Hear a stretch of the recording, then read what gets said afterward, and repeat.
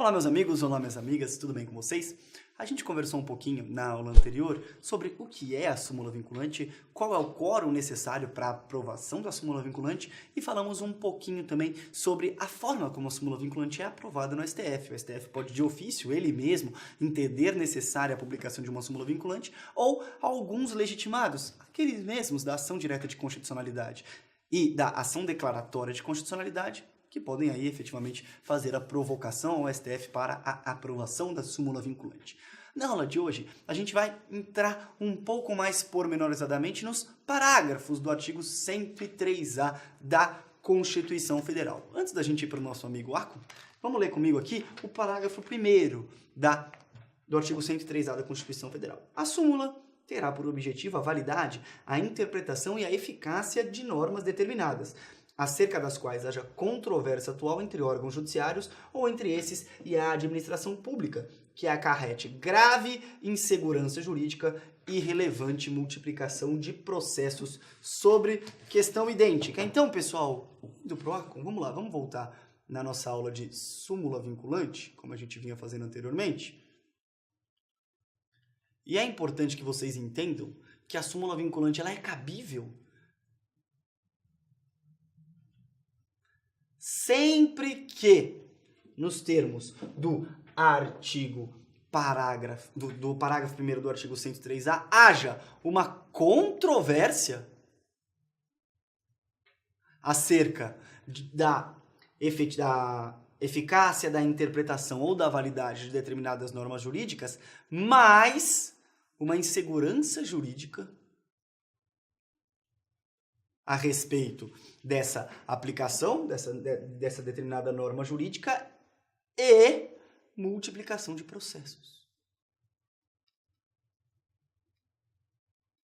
Tá feia a letra, mas acho que o que eu quero que vocês entendam é que tais requisitos são indispensáveis para que seja possível a edição de uma súmula vinculante pelo Supremo Tribunal Federal. Eu preciso que exista uma controvérsia judicial instaurada, uma controvérsia entre diferentes órgãos do judiciário ou entre órgãos do judiciário e a administração pública, ou seja, ninguém sabe direito o que é certo e o que é errado, e que, além disso, essa controvérsia ela acarrete em insegurança jurídica e também na multiplicação de processos sobre questões idênticas. Nessas hipóteses, é possível que o STF adote a chamada súmula vinculante. Tudo bem? Vamos ao parágrafo 2º. Sem prejuízo do que vier a ser estabelecido em lei, a aprovação, revisão ou cancelamento da súmula poderá ser provocada por aqueles que podem propor a ação direta de inconstitucionalidade.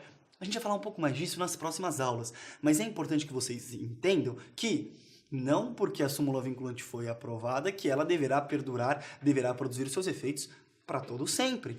Isso não ocorre desse modo, pelo contrário, é comum que súmulas vinculantes sejam aprovadas e posteriormente elas sejam canceladas. A duração delas não é eterna. E como diz o parágrafo 2º do artigo 103A da Constituição Federal, o cancelamento ou a revisão da súmula vinculante, eles também podem ser provocados por aqueles mesmos legitimados para a propositura da súmula vinculante. Lembra do artigo 103 da Constituição, que estabelece os legitimados da ação direta de inconstitucionalidade e da ação declaratória de constitucionalidade?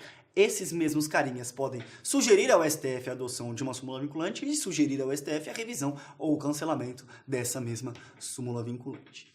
E para a gente terminar, pessoal, o parágrafo 3º fala do ato administrativo ou decisão judicial que contrarie súmula aplicável ou que indevidamente aplicar, caberá reclamação ao STF. O que significa isso? Vamos supor, vou fazer um desenho esquemático aqui para vocês, que eu tenho uma súmula vinculante e essa súmula vinculante ela não é aplicada ou ela é aplicada de modo equivocado. Independentemente da instância em que eu esteja, eu posso direcionar ao STF um recurso chamado de reclamação. É como se eu passasse por cima de toda e qualquer instância e falasse: Corte Maior do nosso ordenamento jurídico, STF, por favor, dê aplicabilidade à súmula vinculante violada. A continuidade do parágrafo 3º fala que, julgando-a procedente, anulará o ato administrativo ou cassará a decisão judicial reclamada e determinará que outra seja proferida com ou sem aplicação da súmula, conforme o caso. Tudo bem, pessoal? Então é como se o STF ele fosse além daquele órgão que edita a súmula vinculante e também dá aplicabilidade a ela quando essa súmula vinculante ela não é observada, seja por órgãos da administração pública federal, estadual, distrital, municipal, direta ou indireta, seja por outros órgãos do Poder Judiciário. Havendo violação à súmula vinculante, é possível acionar diretamente o STF para que seja dada aplicabilidade a essa súmula. Tá bom, pessoal? São essas as considerações dessa segunda aula. A gente volta nos próximos encontros para falar um pouquinho agora sobre a Lei 11.417 de 2006, que é a lei que regulamenta a súmula vinculante. Beijo, tchau!